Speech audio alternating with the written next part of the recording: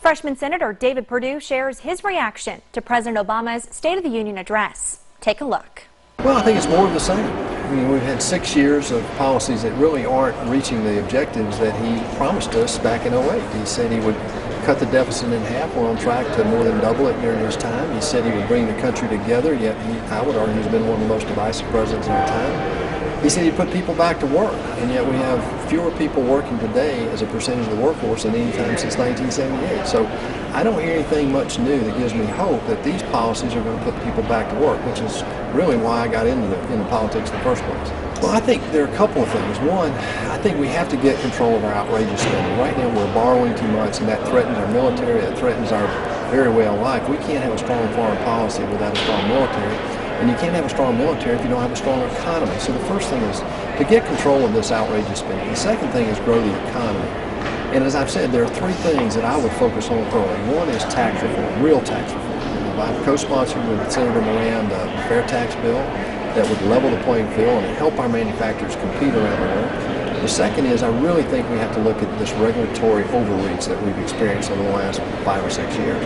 And the third is we need to unlock our energy resources. This is a boom that we've been given.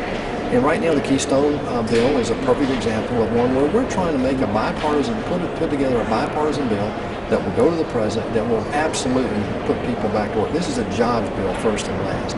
And so I'm excited that early in my tenure here in the first 2 weeks, we've been able to co-sponsor that bill and also co-sponsor the fair tax bill as well as term limits bill. So there's a lot to do, and we've got to focus on the priorities right now. Well, I think, most presidents find a way to work with Congress.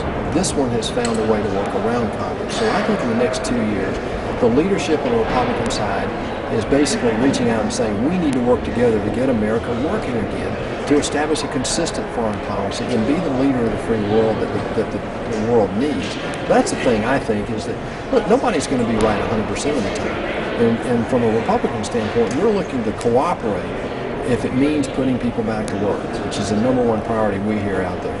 Is there anything else you know? Well, just that I think some of these policies that we've had, that you'll hear, we heard tonight the president talk about how the economy's getting better and all that. I don't see that in Georgia. Georgia's a #1 place, according to several magazines, that it's the #1 place in the country in which to do business. And yet, nationally, we have fewer people working than any time since Jimmy Carter was president. So I believe a lot of the jobs being created right now are part-time jobs. This 30-hour work week that is included in Obamacare is devastating small businesses out there. I hear all the time people ask me when I'm talking out in the state, help me get my hours up. I mean, this is a real problem out there. You can follow Senator Perdue on Twitter. His handle is @SenDavidPerdue.